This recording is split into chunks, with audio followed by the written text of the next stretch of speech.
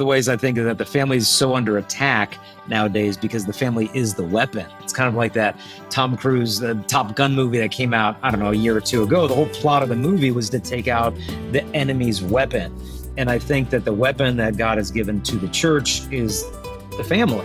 And that's why it's so much under attack, because it's precisely the weapon that God wants to use for historical. I think first we want to distinguish what it's not. It's different than abstinence, which is just the absence of sex. It's different from celibacy, which is the state of not being married. Chastity isn't so much what you're not doing. It's a virtue that, like courage or honesty, that applies to your sexuality. And it doesn't eliminate our sexual desires. It orders them according to the demands of authentic human love. And so it's not simply what you do in the bedroom. It's my imagination, the music I listen to, the conversations I have. And the function of this virtue is to free us to love and to free us to know if we're being loved. And so it frees me to love, because if I can't say no to my sexual impulses, then saying yes to them really means nothing.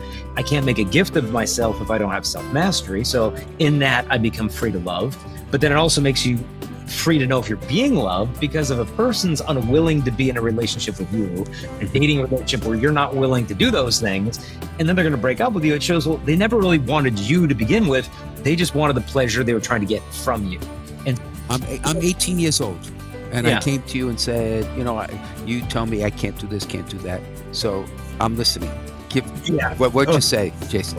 This one girl came up to me at a public high school talk, and she's dating this controlling, possessive, abusive guy, treats her like garbage. And I said, well, you deserve a lot better than to just break up with him. And she said, well, I can't break up. I've given him everything, my virginity, my reputation, my friends. I can't let go of all of that. And I said, look, I know it's tough, but just tell him no more sex. Start there and see what happens. And she said, okay, I can do that. And she took off her necklace and gave it to me. And she said, he makes me wear this. He's so possessive and controlling. And I said, okay, I'll throw it away for you. And she left. And then 5 minutes later, comes back, happy as can be. And she said, I dumped him. I said, oh, that was quick. She said, yeah, I told him no more sex, and he slammed his locker shut. He threw a book at me. He said, where's your necklace? She said, I gave it to the chastity guy. And so it's like she tested his love. Like, do you love me? Or do you want me, or do you only want the pleasure you're getting from me? And so, the average age at which they first get exposed is somewhere between 9 and 11 years old. And it's not just the boys anymore. Above the age of 30, there's a pretty good discrepancy in terms of who's viewing pornography, male versus female. Obviously, the male's leaning heavier into it. But below the age of 30, the numbers are almost even nowadays, which is hard to believe. But poor girls are stumbling upon this stuff, partly out of curiosity. Okay, what do I need to look like? And what do I need to do, and who do I need to be? And then they get drawn into this whole world of comparisons, and the boys are looking at the girls through these lust goggles. Like, they don't even know how to look at a woman except through the lens of lust. And they think, oh, but I'll throw it away before I get married. But what ends up happening is obvious between the husband and the wife. If he doesn't have reverence for other women or sexuality, he's not going to have it for his bride. But then for the poor kids, one girl told me, she said, Jason, I found out my dad looks at pornography. She said, I used to look up to him. Now I can't even look at him. I thought he was a better man than that. She's like, gonna have conversations, because it's not about like having the talk. When do I give my kid the talk? Like, it's some chastity bomb you drop on your kid when he's 13. It's gonna like inoculate him from lust forever. It doesn't work like that. And we don't do that with English. We don't do it with math. Like, when do I give my kid the math talk? When do we have the history, conversation? It's like, no, you get a decade of formation in this before they go to college. It's got to be the same way in human sexuality. This is not about a talk, it's about a lifelong conversation. So hopefully, even when they're married, they can talk to you about chastity inside of marriage, family planning, and all those things. That's the long-term game plan. Let's get this conversation going. And when the young people are, what you'll find is it's almost like gender stereotypes try to get a person to conform their personality to match their body. So your body is male, your personality better fit into that. Gender theory makes the opposite error. It tries to get a person to conform their body to match their personality, meaning your personality is a little bit more feminine. Well, let's augment the body to fit the personality. But neither one, to me, is a healthy approach. I read one feminist, and she said, look, a woman is a person with a female body and any personality, not a quote unquote female personality and any body. And so all this confusion, I think, is giving us an unprecedented opportunity to rediscover what it means to be human, to rediscover that our bodies are not meaningless, they're meaningful. Okay, here we go. This is Let Me Be Frank on the Veritas Catholic Network. I'm Steve Lee, and it is my great pleasure, as always, to introduce Bishop Steve, Frank good Caggiano. morning to you. Good to see you, as always. Hey, Excellency. Yep. Yeah, great to see We have you. a great guest on. Tell us. Oh my gosh, this guy is truly unbelievable. Actually, before I introduce him, I'll just let folks know my oldest son, especially, is a big fan of our guest. I think our guest is one of the most articulate, passionate, compelling speakers on chastity and theology of the body that I have ever heard. So, with that as a pre-introduction, let me introduce Jason Evert. Jason Evert has spoken to more than 1 million people about the virtue of chastity. He's a best-selling author of more than 10 books, including Theology of the Body for Kids, How to Find Your Soulmate Without Losing Your Soul, and his latest, Male, Female, Other. Jason has 2 degrees from the Franciscan University of Steubenville, an undergraduate degree in counseling and theology, and a master's in theology. He is the founder of the Chastity Project and a frequent guest on Catholic radio programs, as well as on Fox News, the BBC, MSNBC, and EWTN. What's that last one? EWTN. I don't know. I've heard vague rumors. Jason and his wife, Kristalina, live in Arizona with their 8 children. Jason Evert, thank you so much for being here with us. Well, thank you for having me on. Looking forward to the discussion. Yeah, me too. Very much so, because your expertise in dealing with young people and this question of chastity and the theology of the body, I'm sure is going to interest me, of course, but lots of our listeners who are parents, maybe even grandparents, and kind of struggle, like, how do you do this? Like, how do you raise this question with your kids or your grandkids? But before you do all that, everyone who comes on the show gets the same question. And so, to the extent that you're comfortable, what is your journey of faith? Like, how did Jason get to this point now in his life? Yeah, well, I mean, I was raised by a good Catholic family, been blessed, in the highest with that. I had grandparents who were married on one side for 67 years, on the other side for 70 plus years. Wow. One of my grandparents, they had 10 kids, and their names were Joseph and Mary. So, I mean, you can't really beat that. So, I mean, so, good Irish Catholic family. And then, grew up in a Catholic household. We did, go to Mass on Sunday, grace before meals. And that was pretty much the staples, of devotion in the family. But just a consistent, loving set of parents was blessed with. And then, towards the high school years, took a bit of a detour on my own, where I kind of had friends at church, then friends who were decidedly not at church, to say the least, and kind of sitting on the fence in many respects. For confirmation, was really blessed with a fantastic confirmation leader and youth minister who was deeply Eucharistic and Marian, and really got me into the habit of daily mass. It was partly because there was a young lady attending daily mass that I was rather smitten by. So I thought, hey, I'll get to know her. I'll go to daily mass too. But now, I don't know, 35 years after that, still being able to keep up that devotion. I often say that daily mass is for people who have nothing better to do, because there's nothing better to do than the sacrifice of the mass. So, gradually got off the fence and was able to go to Franciscan University of Steubenville, where I think that's where my faith really took off, of not only being around so many faith-filled young Catholic college students, but faculty members who lived it out, who you would see there in the gym playing with their 8 kids frisbee. And I remember coming back from a date one night, it must have been 1:00 in the morning, and my girlfriend and I just popped into some little Eucharistic adoration chapel downtown, totally empty except for one person at 1 a.m, just sitting there with his Bible on his lap before the monstrance. And it was my teacher, Dr. Scott Hahn. And I think I learned more in that 1 minute at 3:00 in the morning of just seeing him before the master with the scriptures on his lap, receiving. It taught me more than I learned in 4 years of sitting at his feet in the classroom. These guys don't just talk the talk, they walk it. Yeah. And so it was definitely a gradual process in terms of my conversion, still underway and will be, but just really blessed, a solid family, solid youth minister, and a solid college, I think, to get me where I am today. Yeah. So family life is crucial, isn't it? Yeah. Right. One of the ways I think is that the family is so under attack nowadays because the family is the weapon. It's kind of like that Tom Cruise, the Top Gun movie that came out, I don't know, a year or two ago. The whole plot of the movie was to take out the enemy's weapon. And I think that the weapon that God has given to the church is the family. And that's why it's so much under attack, Right. because it's precisely the weapon that God wants to use to restore culture. And the whole question of teaching about the theology of the body and chastity, was that born at Franciscan when you were in college? Yeah, I was just starting to learn about it then. I was leading high school retreats at the time, and students would come up to me, and the kids would really open up to me about the struggles they were having. And a lot of it had to do with family life, chastity, relationships. And I realized they had no formation on that subject. But then at the same time, I was doing sidewalk counseling at an abortion clinic in Pittsburgh for 3 years. And I just started feeling late. Like, why am I meeting this woman and she's having an abortion in 45 minutes?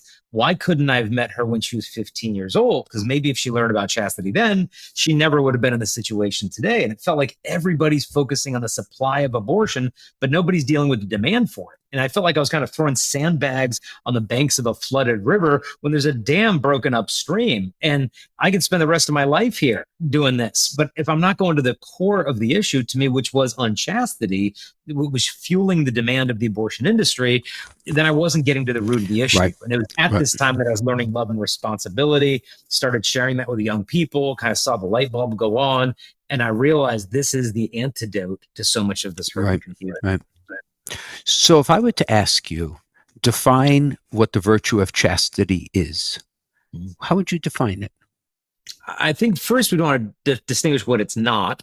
It's different than abstinence, which is just the absence of sex. It's different from celibacy, which is the state of not being married. Chastity isn't so much what you're not doing. It's a virtue that, like courage or honesty, that applies to your sexuality. And it doesn't eliminate our sexual desires. It orders them according to the demands of authentic human love. And so it's not simply what you do in the bedroom. It's my imagination, the music I listen to, the conversations I have. And the function of this virtue is to free us to love and to free us to know if we're being loved. And so it frees me to love, because if I can't say no to my sexual impulses, then saying yes to them really means nothing. I can't make a gift of myself if I don't have self-mastery. So in that, I become free to love. But then it also makes you free to know if you're being loved, because if a person's unwilling to be in a relationship with you, a dating relationship where you're not willing to do those things, and then they're going to break up with you, it shows, well, they never really wanted you to begin with. They just wanted the pleasure they were trying to get from you. And so it brings clarity to relationships. That's why John Paul II said chastity can only be thought of in association with the virtue of love. So it's not this white knuckling, repressive, neurotic, unhealthy attitude towards sexuality, but it's really a full yes to the value of the human person. Right. And it just orders that sexual value in the right order beneath the personal value, whereas lust inverts those categories. So do you find with young people that they understand chastity in that white knuckle sort of understanding? Yeah, it's just a litany of prohibitions to them. It's just no, no, no, no. And I can't blame them, because most of these kids, I mean, they get to college, and by the time they get there, it's like, okay, I've got this down. I can't sleep with my girlfriend. I can't live with my girlfriend. Can't have an abortion with my girlfriend. Can't look at pornography with my girlfriend. Can't clone my girlfriend. I learned that in bioethics class. Like, okay, great. Like, I know everything I can't do with a woman. What am I supposed to do with one? Oh, we don't teach that. Good luck in college. Bye. And it's like we've succeeded in telling them what not to do, but we really haven't told them why and how they should live. And so I think chastity fills that out. So it's kind of like what Steve Jobs said. He said that people don't know what they want until you show it to them. And I think until we show them chastity, they're not going to think that they want it. Okay, so paint us the picture. Show us chastity. I'm 18 years old. And I came to you and said, you tell me I can't do this, can't do that. So I'm listening.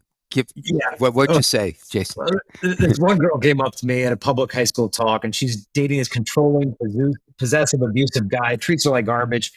And I said, well, you deserve a lot better than to just break up with him. And she said, well, I can't break up. I've given him everything, my virginity, my reputation, my friends. I can't let go of all of that. And I said, look, I know it's tough, but just tell him no more sex. Start there and see what happens. And she said, okay, I can do that. And she took off her necklace and gave it to me. And she said, he makes me wear this. He's so possessive and controlling. And I said, okay, I'll throw it away for you. And she left. And then 5 minutes later comes back, happy as can be. And she said, I dumped him. I said, oh, that was quick. She said, yeah, I told him no more sex. And he slammed his locker shut. He threw a book at me. He said, where's your necklace? She said, I gave it to the chastity guy. And so it's like she tested his love. Like, do you love me? Or do you want me, or do you only want the pleasure you're getting from me? And so that's why we've really got to wed together chastity with this virtue of love. And if we fail to do that, it isn't going to last, because the kids, if we try to motivate them, and they've done studies on this, because the rates of abstinence among American high school students for the last 30 years have been constantly going up. I mean, last year's numbers are the lowest they've ever seen before in terms of teen sexual activity. Only 20% of high school students in America are currently sexually active. They've never seen numbers this low in the last 3 decades. And they ask the kids why. Like, are you afraid of getting pregnant? Are you afraid of getting AIDS? And that's actually at the bottom of the list for why they're choosing abstinence. The number one reply is it's against my religious and moral values. Number one reply nationwide. So teens are not motivated by the fear of negative consequences. They're more interested in the potentially immediate positive benefits they could get from it. Right. And so we have to be able to, so to speak, sell chastity by tying it to authentic human love if they're going to bite on it and make it last. I must confess, Jason, I'm very happy to hear that statistic. I didn't realize that. Yeah. And, the increase in abstinence isn't necessarily an increase in virtue, though. So we don't want to read too much into that. You might have kids be like, well, why do I need a girlfriend when I've got my cell phone and I've got pornography? I don't need a girlfriend. So I was wondering about that. Yeah. And you've got a lot of young ladies declaring themselves to be asexual because all they've ever seen of human sexuality is what the guys are asking them for and what's on the phone. If that's what sexual intimacy is, that's not even who I am. My identity is asexual. So you look at the data, abstinence rates are up. Yeah, but it doesn't mean that virtue's on the rise as well. Right. So I'm 19 years old and I'm listening to what you're saying. How much is my ability to have true self-love, in the good sense, a part of this equation for chastity? In other words, do I have to have a real sense of self-worth and self-respect, and I call self-love, to make this work? And if so, how do we address that question for young people? Yeah, I mean, it certainly helps because, for example, for a young woman, she'll never really convince a boy of her dignity until she first convinces herself. And if she doesn't really love herself, and by love, I don't mean be infatuated with yourself and think you've got the perfect figure and everything else, but love meaning to will the good of another. And in this case, willing the good at least of yourself. That's got to be in place, because if it's not, then any sweet talking, smooth smelling guy that comes along, they call it rizzing now. That's what the teenagers calling it. The guy's rizzing the girl up, that he's, saying these flattering things in order to win her affection. I often say that men get seduced through the eyes, but the girls, it's more so through the ears. And so she's more likely to fall prey to these words of affirmation if she isn't getting that at home, especially if she doesn't have a tight relationship with her father. I mean, they grow up from the age of 2. Daddy, do you love me? Do you want me? Do you notice me? Are you even going to be here for me?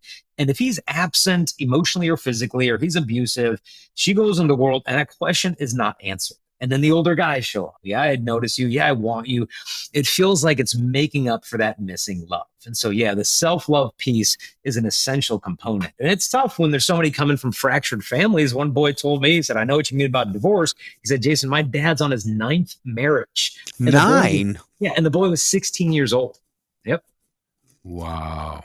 Yeah, and you wonder why they're doing bad in math class. Right. Yeah. So, pornography is so prevalent, right, among all of society. How does this factor into this question for young people, or anybody for that matter? It's not just young people, right? Anybody. Yeah, I mean, the average age at which they first get exposed is somewhere between 9 and 11 years old. And it's not just the boys anymore. Above the age of 30, there's a pretty good discrepancy in terms of who's viewing pornography, male versus female, obviously with the males leaning heavier into it. But below the age of 30, the numbers are almost even nowadays, which is hard to believe. But for girls are stumbling upon this stuff, partly out of curiosity. Okay, what do I need to look like? And what do I need to do? And who do I need to be? And then they get drawn into this whole world of comparisons, and the boys are looking at the girls through these lust goggles. Like, they don't even know how to look at a woman except through the lens of lust. And they think, but I'll throw it away before I get married. But what ends up happening is obvious between the husband and the wife. If he doesn't have reverence for other women or sexuality, he's not going to have it for his bride.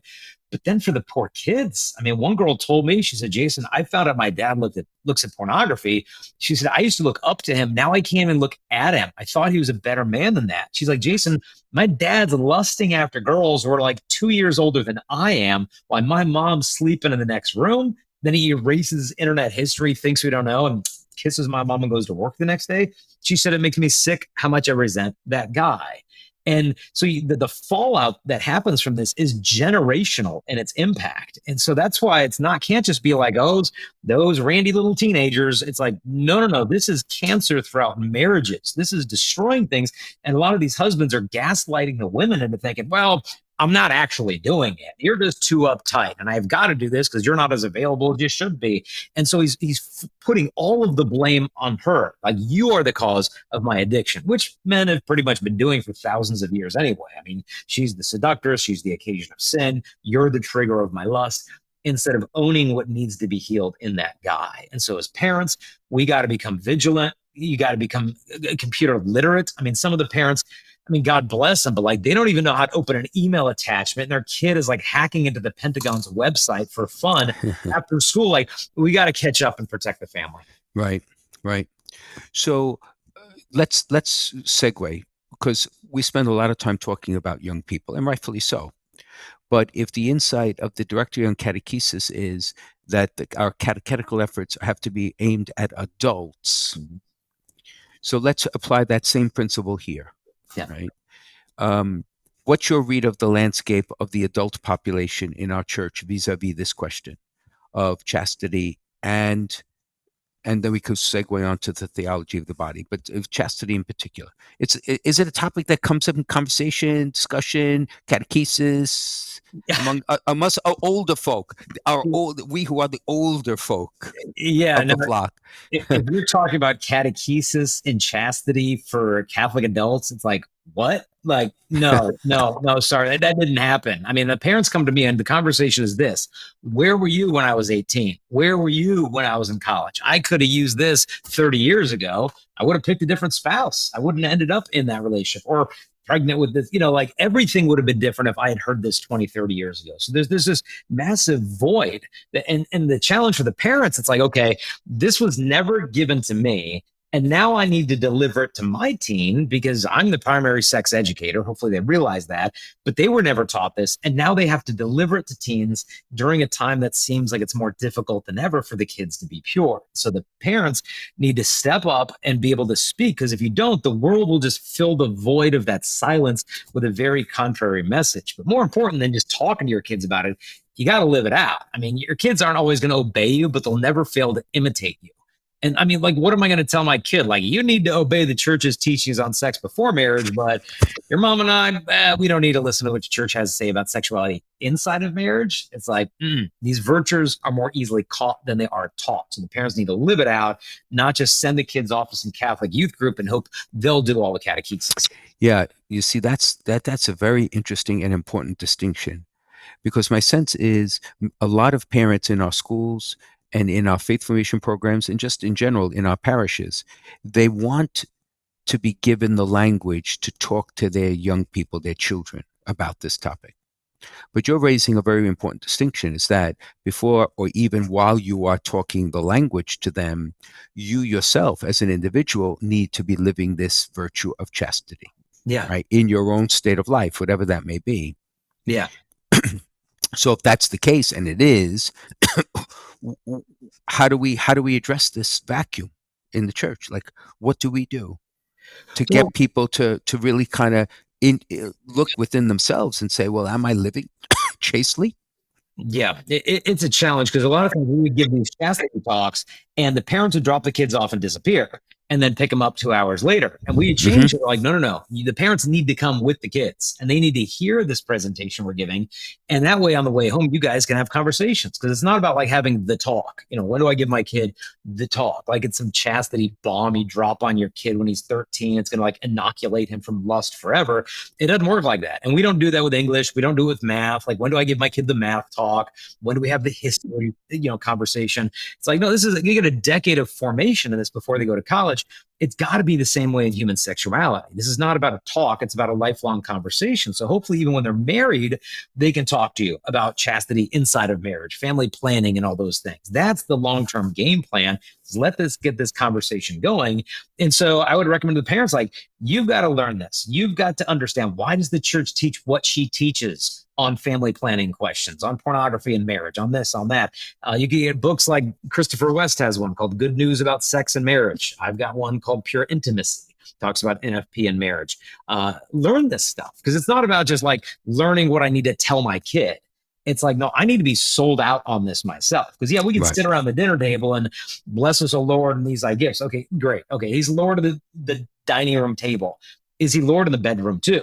He has to be Lord of the entire home for this faith to really sink in through osmosis like it should be. So chastity within married life. Paint the picture. Well, I think that we begin by, well, what is the purpose and meaning of human sexuality? Well, I mean, the purpose is babies and bonding, but the meaning of it is it's the wedding vows made flesh, that you stood on that altar and you promised that your love would be free and it'd be total, it would be faithful, it would be ordered towards procreation. And then you go off on your honeymoon and you speak those wedding vows in your body. I give my body to you freely, totally, faithfully, fruitfully. And so anything that contradicts those wedding vows in the bedroom would be violating that virtue of chastity. And so, okay, what does that look like? Okay, well, my love is free. Okay, am I so dominated by my own hormones that I can't make a free gift of myself to my wife, that I actually see her as an outlet of my lust that always needs to be available for me? That's not a free gift, because I need to have that self-control. Okay, is it total, or am I holding back my own fatherhood? Is it faithful, or is my imagination, my heart, and my eyes somewhere else? Is it fruitful, or is it deliberately contracepted, sterilized, and aborted? And when couples hear this, they're like, okay, well, you had me up until that, faithfulness, all that other good jazz. But like, what are we supposed to have? 10 kids, 15 kids, supposed to use the rhythm method. What did that have? A failure rate of 30%? I mean, I'm a fan of that because my parents tried it in the 1970s and it didn't work. And I'm here today. And so that's a good deal for me. But if we want to plan our family, we can use natural family planning. And it's not that that's the default. Like, oh, good Catholics use NFP and bad Catholics contracept. No. Good Catholics realize children are the supreme gift of marriage. The default position is openness towards life. And if we have a serious reason not to have another pregnancy, then we can fall back on NFP if we need that. It's not that NFP is the default. And so, but the blessings you get from learning these methods. I mean, I did a podcast recently with college girls that have started fertility awareness methods on their college campus, not because they're engaged or about to get married, but because they should know their own reproductive health and be able to chart and know what's going on. And you've got sorority girls, non-Catholic girls joining this thing, having conversions by rediscovering with awe how their bodies have been created that they were never taught in seventh grade public school sex ed class. And so it's so good for a husband and wife to learn these things together. You get the health benefits, you get to avoid the side effects of the other stuff. And couples who use it have a divorce rate under 4%. And so the church is on to something here. We just have to have the humility to trust our mother, the church, instead of telling our kids to obey her and think we're somehow exempt. So we're going to have a break soon. This question you may not be able to answer totally on this side of the break. Okay, so Steve always gives us the high sign. But if I'm a Catholic, married, 35, love my wife, and I'm listening to you now, and you're talking about natural family planning, and in my pre-Cana, which was probably, I don't know, a day, some diocesan event, and, they may have mentioned it, they may have not mentioned it. Okay, so what's your introduction for me, married man, with a natural family planning and this whole concept of what you just talked about being open to life? Yeah. Well, one of the things that sold me on NFP is it really taught me that my wife's body is perfect. She doesn't need pills. She doesn't need shots. She doesn't need drugs. She doesn't need implants and barriers. Her body needs to be understood. And so if we can just understand her fertility, then instead of suppressing it with chemicals to conform to our desires, we conform our desires to the perfect way her body has already been created. It's authentic sexual liberation.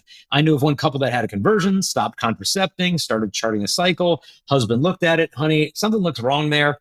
took her to the doctor, and the doctor said, your husband is correct. Something's wrong on the chart. I think it's your thyroid. Go get that looked at today. She did. They found out she had a cancerous thyroid tumor, and they operated the next day and saved her life, because it's almost like we're resisting the churches and God's plan for families. The mom said it was like holding an umbrella over our heads. All these blessings we were not receiving because we were blocking them. But then when we got rid of it, the blessings came in. And so all I knew to know, is it best for my wife's body? Okay, we're doing it. I don't need the theology. I don't need the philosophy. It's good for her. It's good for us. Let's go. So it's an act of love. Exactly. To do that. Okay. And that's what you're saying chastity is. It's a positive. It's not a negative or chains or restrictions. So we're going to take a quick break here. This is Let Me Be Frank. His Excellency is speaking with Jason Evert, founder of the Chastity Project at chastity.com, and we will be right back.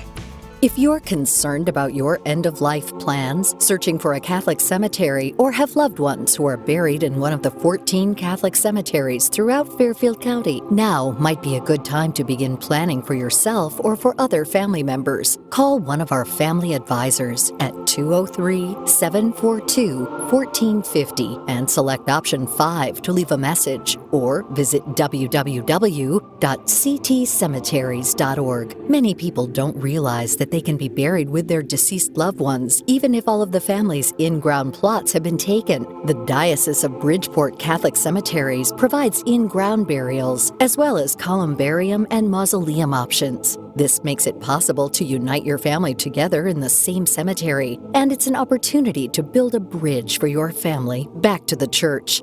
Talking about this issue is not easy, but pre-need planning makes your wishes clear, reduces cost, and helps your family avoid difficult decisions at a time of grief and loss. You can start your planning now by contacting one of our family advisors at 203-742-1450 and select option 5, or visit www.ctcemeteries.org. We can guide you through the options, regulations, and considerations to help you make the best decisions for your family. The number is 203-742-1450 and select option 5, or visit www.ctcemeteries.org. All right, welcome back to Let Me Be Frank on the Veritas Catholic Network. Jason, if you don't mind, I'd like to ask you a quick question before I turn it back over to the bishop. There's been a rise recently, which I'm sure you've seen, in men who are becoming social media phenomena and who are kind of preaching this basically toxic masculinity, which thousands of young boys, teenagers and whatnot are watching and subscribing to. And it's across all. I mean, it's even happening in good Catholic families too, that, they're watching these guys. What's been your experience with that? Yeah, I think usually when you have something that it's filling a void, there's an empty space that something is rushing into. And I think so before we just swiftly condemn, these online influencers, I think what is the deep truth that they're tapping into? What is this legitimate unmet need that they're addressing and overcorrecting? And it's this lack of authentic masculinity. It's almost as if, second wave, third wave feminism came through and scared everybody out of being a man. It's like, okay, I'll back off. I'm not going to initiate anything. I don't want to be called a chauvinist. But then there's this lack of masculinity. And then all these new podcasters and online influencers come in, as you said, with these toxic ideas of masculinity. And the young men are kind of gravitating to the decisiveness of these people, to be a beast, initiate, make a business, get up at 4 a.m. and work out and do all this stuff. So a lot of good stuff that's going on there, but it's just laced with a lot of misogynistic intent behind it, of viewing women as just things to be used for our gratification. Like, get your car, get your beautiful woman, get your mansion, get all your stuff together. It reminds me of our beloved bishop here in Phoenix, Bishop Olmsted, wrote a document called Into the Breach, where he talks about authentic Catholic masculinity. And in there, he talks about James Bond, as this idea of this machismo guy. And he just points out it's a really ironic name of Bond, considering he hasn't formed any of them. It was like zing, like no bonds with children, no bonds with women, just adventure using women and on to the next. And to me, it's the image of what Thomas Aquinas defined effeminacy as, and this is not same sex attraction, this is not femininity, which is a good thing. Effeminacy, he said, is when a man refuses to let go of what is pleasurable in order to do what is arduous or difficult. So it's an inordinate attachment to pleasure. That's what makes a man effeminate. And so what we're seeing in these online influencers is a very machismo facade of like, I've got my Lamborghini, I've got my girlfriends, I've got my millions, I've got my tan, I've got my muscles. Yeah, but can you resist the smallest temptation of sensuality? Because you might look masculine on the outside, but be deeply effeminate. And so I think it's been an overcorrection, and what's needed is a restoration, of God's view of what masculinity is, which we see in the saints, which we see in Saint Joseph, this man who, yes, had strength, but he used it to serve and not to dominate. And he used it to conquer, not women for the sake of himself, but himself for the sake of others, and ultimately used his strength to sacrifice and make a gift of himself. Right. I've always thought that's a very interesting insight. I've always thought that the perfect image of what a male is could be found in the Gospels.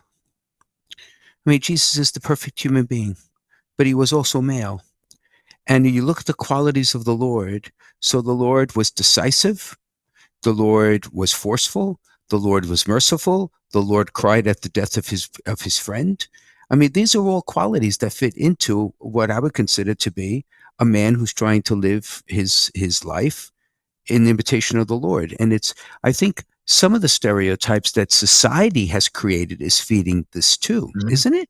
Oh, without a doubt. I mean, you look at the Jesus where he looks like he spends 2 hours a day brushing his hair, and playing with lambs and stuff. It's like, no.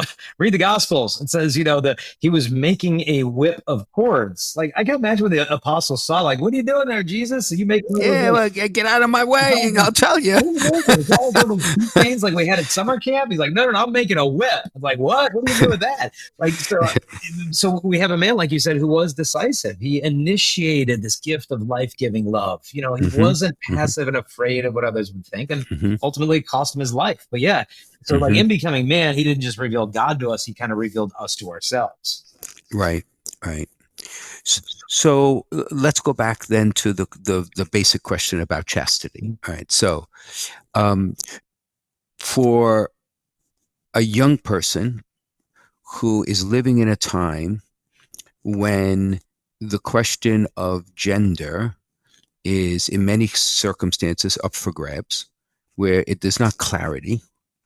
And like when I was young, 1,000 years ago, there was clarity, but there was also a lot of stereotypes too going on. But there's not clarity. So how does that young person deal with the question of chastity when they're also dealing with the question of gender? Like, how do you... Yeah. Isn't that already a barrier before you even get to the question of chastity? Oh, yeah. No, I mean, it's a huge struggle. Everywhere I go, I'm meeting the high school kids struggling with it. Not just in the public schools, the Catholic schools. A girl came up there recently and she said, yeah, I just told my mom that I'm bisexual, and she got all angry at me. So now I'm afraid because I don't know how to tell her I'm non-binary also, because she's going to flip out even more about that. Another girl came up. She said, yeah, I just told my mom I'm non-binary, and she was screaming at me and blah, blah, blah. And, I sit down with these kids and I said, okay, well, let's try the conversation again. I'm going to be your mom. You be you. I want you to explain to me what you mean about the experience of feeling that you're non-binary, but you're not allowed to say the word non-binary. Now go. And she said, okay, well, I want to be able to do things that guys sometimes do. And I don't always want to be defined by what girls want and how they want to act, because I feel like I don't always fit in with that. I'm like, okay, I'm tracking. Your mom wouldn't have flipped out about any of this stuff, but she hears this label non-binary. It's like, nope, you're XX, and that's all there is to it. We're hitting these stumbling blocks with language because the young people are searching and grasping for a vocabulary that will resonate with their lived experience. And if their lived experience is these overly rigid gender stereotypes that if you're a real man, you got to fit into this box, you're a woman, you got to fit in that box. I don't fit in. Well, then you're just not part of the club.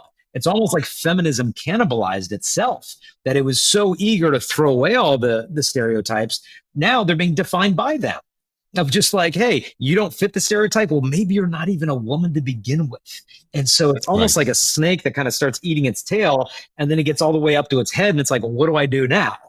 That's where the position is at. I mean, today I just saw in the news, Fox News was a bicycle race in Chicago for a women's bicycle race was just won by two men. And the women are like, what's the point of even competing at this point? So yeah, these kids are struggling with stuff that wasn't on the radar 20 years ago. It was on the radar, but we had language for it, like tomboy. It's not even in the vocab anymore. So it's like, I can't be anything other than stereotypical. So I guess I'm just not part of the club. So yeah, it's a more foundational thing that they're wrestling with now. Their sexuality is who they are, rather sexuality is something that they do. Yeah, so in a sense, the stereotypes that have been so prevalent in our society for so long are a major contributing factor to this question, because they're receiving it, and therefore in some way, shape, or form, in a culture where you kind of also are the author or of your own kind of way of going through life, they are reacting just like you said. You just said very well. So there has to be more of a societal question too about what is therefore the portrait, like we said, about a man or a woman. What is it ultimately, as a society, we say are the traits that are shared by the two genders, perhaps have more prevalence in one over the other, but all the other stereotypes that we live with really don't help in this question. They just make it more confused. Yeah, I mean, the most masculine man I've ever met, and I got to see him 24 times, was a man deeply passionate about theater and poetry and the arts, and his name was St. John Paul II. And I've never been around a more masculine man than he was, but thank be to God, he didn't grow up in a culture that told him if he's into theater and poetry and arts, he's just not one of the guys. He wasn't burdened by these overly rigid gender stereotypes, because when the young people are, what you'll find is it's almost like gender stereotypes try to get a person to conform their personality to match their body. So your body is male, your personality better fit into that. Gender theory makes the opposite error. It tries to get a person to conform their body to match their personality, meaning your personality is a little bit more feminine. Well, let's augment the body to fit the personality. But neither one to me is a healthy approach. I read one feminist and she said, look, a woman is a person with a female body and any personality, not a quote unquote female personality and any body. And so all this confusion, I think, is giving us an unprecedented opportunity to rediscover what it means to be human, to rediscover that our bodies are not meaningless, they're meaningful. Okay, so what does it mean to be a human person then? You just raised the question. I want you to answer the question. Yeah. Tell us. Well, a person is, with the philosophical definition, individual substance of a rational nature. Okay, well, okay, a rational being. Okay, that's a little clear. Well, how many different kinds of rational beings are there? Well, there's three. There's divine persons, Father, Son, Holy Spirit. There's angelic persons, the angels and the demons. And then there's human persons made male and female in the image and likeness of God. And so if you're a human person who experiences gender dysphoria or same-sex attractions or this or that, what is your identity? Is it L and G and B and T and Q, I, A plus? Your identity is your beloved son or daughter of God. That's the deepest truth, is who you are, is love. You are created by love, and you have been created, and your body reveals you're created for love, to make a gift of yourself in love. It's stamped into your body. And that's why this whole gender thing, to me, is trying to erase the spousal meaning of the body, that our bodies don't reveal complementarity, they reveal competition. And so to get rid of the competition, just erase sexual distinctions, and then we're all free. But that's like this Marxist framework for how to just eliminate any distinctions and then get rid of the classes, and then we won't have the struggle. But no, we look at the human body as a complementarity in the creation. And in that shows that we're called to love. So then, in effect, our bodies are the grammar of who we are, in a way. We've talked about this. Steve and I have talked about this in other venues. It's interesting. Like if you look at if you read St. Thomas, two of the most basic senses, right? So intuition and common sense are bodily functions. They're not necessarily, they're mediated. So when you walk into a room and you sense something is wrong, you're sensing it through your body. So it's not first and foremost a mental faculty. It's a corporeal one that then really is expressed, right, verbally, or expressed within your own awareness of yourself. So your body is essentially you. Is really what we're saying, Yeah. right? And there and it exists in such a way between men and women, male and female, so that they fit Mhm. together. Yeah, and I think it's Really, in a sense, and not just physically, but fit together, right? psychologically, vocationally. Yeah. Spiritually. Exactly. And that reveals deeper theological truths. But I think it's important right now that we also focus on the fact that our sexual differences are not just revealed in our reproductive organs. I think a lot of gender Mhm. theory tries to kind of isolate it. Well, that's where that's at.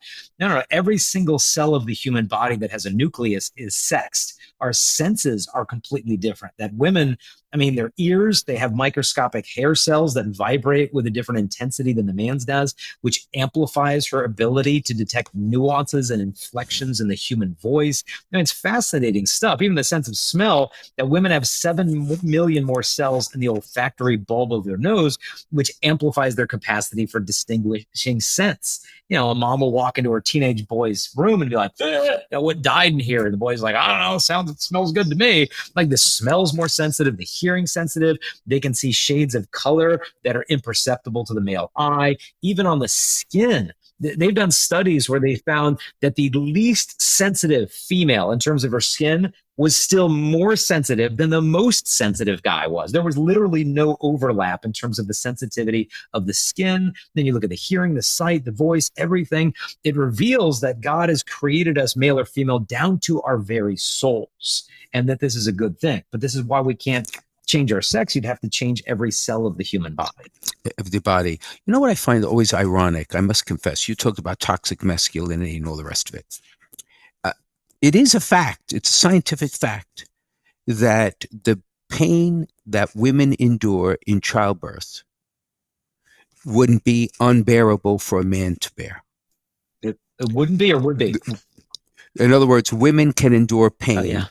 on a level far greater than any man could. Well, I don't know, Bishop, because the chair that I had to sit in the delivery room was really uncomfortable. I mean, trying to sleep in that. I mean, women get all the credit with labor pains, but those chairs they give the husband. So those, is that Oh my goodness! vicarious Yeah, labor they get all the pains? attention, but those chairs are just unbelievably uncomfortable. We don't get epidurals. We don't get a coach, like nothing. So, yeah. And I could be wrong, and our listeners are great in correcting facts. But I distinctly remember learning that even in my collegiate career, Yeah. and physically. So and if that is true, then we say about men enduring and suffering and all that, but actually women can endure more. Yeah. No, I mean, really think about it. If Than men men. were the ones who had to carry a baby full term and deliver the baby, there'd probably be 15 people on Earth today. If we Exactly. But that's part of the myth, right? That's part of the stereotype. Exactly. Right. Exactly. All right. So, given everything we talked about, even with the question of gender and all the rest that's going on, what advice would you give to, like, a person like me who's a bishop of a diocese, or any of my brothers, in dealing with the people of the diocese and trying to help them meander this whole complicated world? So what advice would you give me and, like, the leaders of our parishes in trying to help our people to navigate? Any ideas? I remember Pope Francis said something that really stuck with me, that marriage preparation begins at birth. And I think as a church in the last century, or I don't know how long, we've really relegated marriage prep to something you do 6 months before your wedding day. Okay, let's get the classes in order. But at that point, it's really not marriage prep. It's triage at that point. That person should have been getting marriage prep as a 6th grader. They should have gotten it as a sophomore in high school. We've got to look at our vocations as something not simply we're preparing them for right in the seminary or right before they have their pre-canal weekend. We've got to start doing marriage prep for 1st graders, 2nd graders. And obviously, it's got to be an age-appropriate formation of the human person, but start to look at it from more of a long-term lens instead of an immediate, what do we do for the next 6 months? In terms of the gender topic, it's a very mystifying territory to walk into, because it's like, okay, trans, masculine, gender fluid, binary demi boy. Like, what the heck is that? Like, it just makes people just want to just dismiss and throw the whole thing out.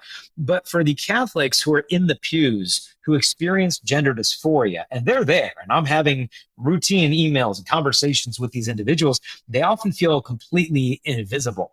And a lot of these, like I was corresponding with one, he's a Catholic husband, father, military guy, wife, kids, and he's wrestled with gender dysphoria his entire life, still tempted to transition, still going to Sunday mass. And you would never have a clue sitting next to this guy that he's wrestling with this thing. But if he hears the guys in the parish joking around, oh, do you see that tranny on TV? Like, okay, all right, I see where you Catholics are coming at it from. Why would I ever want to open up? There's no space for me in the church whatsoever to navigate through these struggles. And so we need to realize we can't treat this like leprosy. You go on that side of the street, I'll go on this side of the street. We've got to enter into these individuals' lives and help them know the church sees them. The church knows they didn't choose to feel this distress. And the church knows that it's not simply a matter of we'll just say another rosary and it should go away. I mean, their holiness is not measured by their ability to mitigate their feelings of dysphoria. But the church, we might not have all the answers to figure out, but we're going to walk with them in it. And we're going to just, because they don't So it's want someone with accompaniment. all the answers. They just want someone to walk with them in love. Right. And so the idea is hold on to their hand with one hand, hold on to reality with the other hand, and don't you let go of either hand. Do not compromise the church's teachings on human anthropology for the sake of being politically correct. In the same respect, we can't cling so fast where it's just about debating these people. We've got to enforce church teaching. Hey, what about the pastoral piece? We got to have charity wedded to clarity, and that's what's needed in this issue more than anything. Yeah, well, I love that. Charity versus wedded to clarity. It's what we've been talking about for a very long time here in the podcast with all different guests. I call it false choices. Yeah. You can't choose one or the other because the Lord never did that. Misguided mercy. We can't do it either. But of course, that in and of itself raises issues of ongoing conversion of our communities. Because the truth is, not every person in the pew will understand exactly what you just said.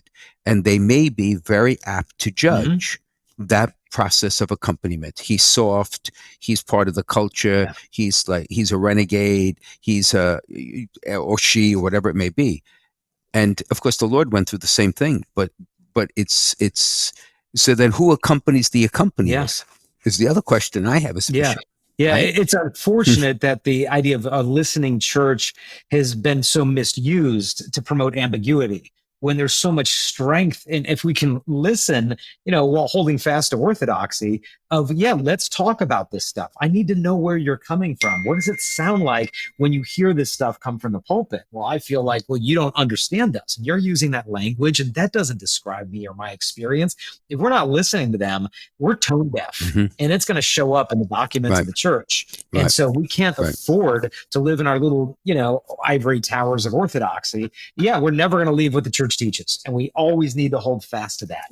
But we've got to be able to smell like the sheep. And obviously, it's very troubling for me as a Catholic lay person to see people within the episcopate, endorsing stuff that, wait a minute, that's not what the church teaches. Speak up. I remember being at one conference and someone asked, I don't know if it was the bishop or someone with the bishop, they said, what percentage of bishops do you think are really faithful to Jesus Christ and the church? And the speaker said something pretty bold. He said, well, it's kind of the same proportions as Calvary. One is going to be at the foot of the cross with Our Lady. One will outright betray him with a kiss, and 10 are nowhere to be found. And so we need, I think, as bishops, as priests, as lay people, to speak up on this with charity, with clarity. Oh, now I have something to examine my conscience on tonight. Jeez, where do I land in that? No, but yeah. So no, you're speaking. That's the thing. You've confirmed something in my mind, I must confess.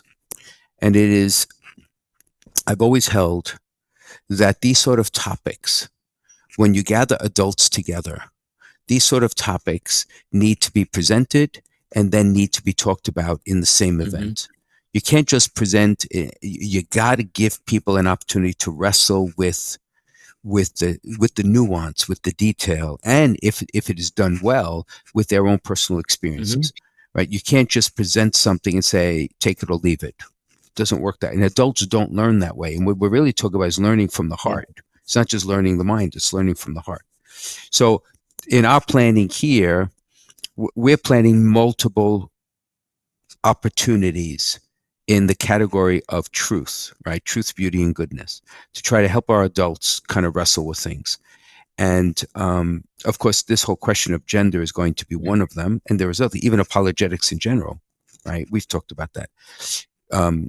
So I may be calling you, my friend, but that's a whole nother story. You're welcome to. Right? Yeah. But to have someone present and then lead people with the, because the devil's in the details, in a sense, to struggle with the nuance, and many times it's personal. Yeah. So the theory is one thing, but if it's my son or daughter who's going through it, it's a totally different world, isn't it? Oh yeah. Oh my Right? goodness. I mean, I've met so many devout, wonderful Catholic families who have kids have gone into this, and it's like, what did I do wrong? And they start beating themselves up. But it's so important to hear their stories, their kids' stories. That's why when I wrote the book on gender, I didn't just send it to professors of philosophy and pediatric medicine and endocrinology. I sent it off to people in the trans community.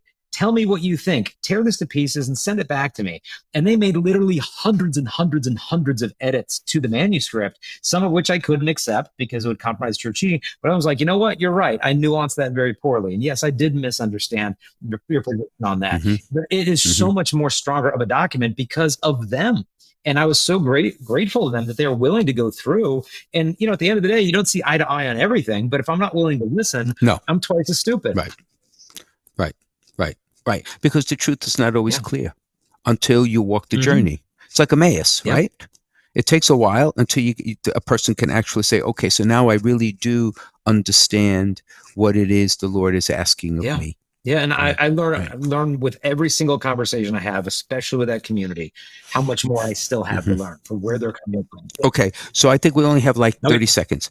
The Chastity Project, give us, what is it? The website is chastity.com. We do chastity presentations, social media stuff. We've got more than 20 books that people can get in bulk discount if they want to get. If they can't afford it, we'll give it to you for free. We got a website called missionaries at chastity.com. So just go to chastity.com. You can get in touch there with our books on chastity, breaking free from pornography, raising teenagers, dating chastity, all the stuff at chastity.com.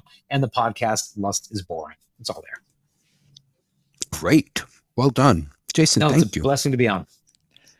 Okay, so on that note, I wish this conversation could go on for like 3 hours, but we're going to take our final break, and we'll come back on the other side with a listener question. His Excellency has been speaking with Jason Evert, founder of the Chastity Project at chastity.com. Be right back. Hey, it's Matt from Restless on the Veritas Catholic Radio Network. Each week on Restless, we young adults restlessly seek the face of Christ in today's crazy and mixed up world. Join us each Friday at noon on 1350 AM, 103.9 FM, the Veritas app, or wherever you get your shows. Hope to see you there.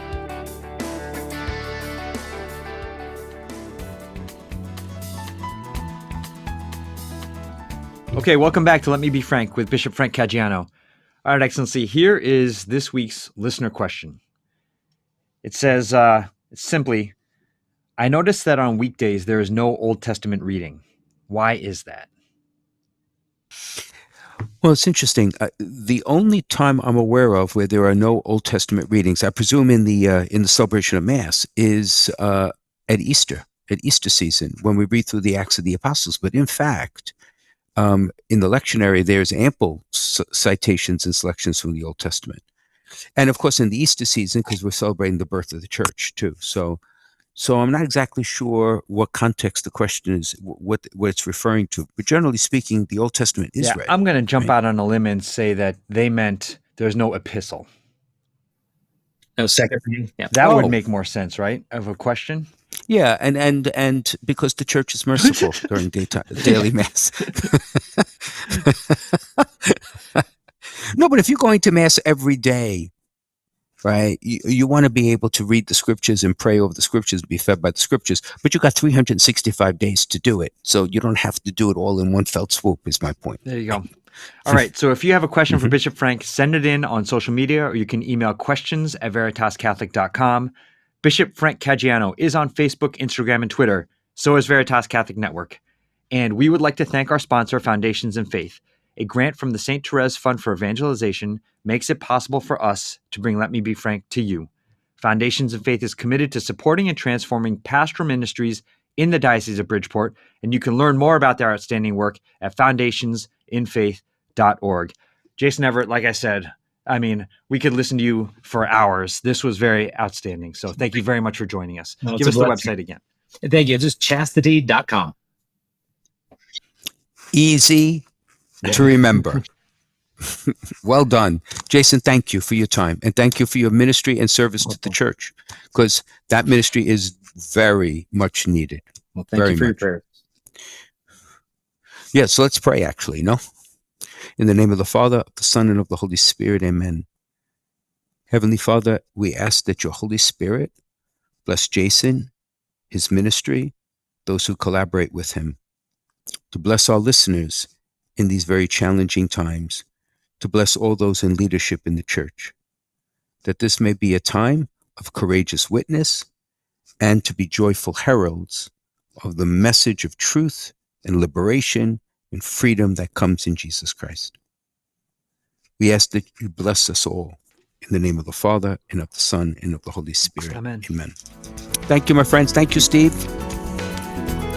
And thank you, Jason. All the best. Thank you.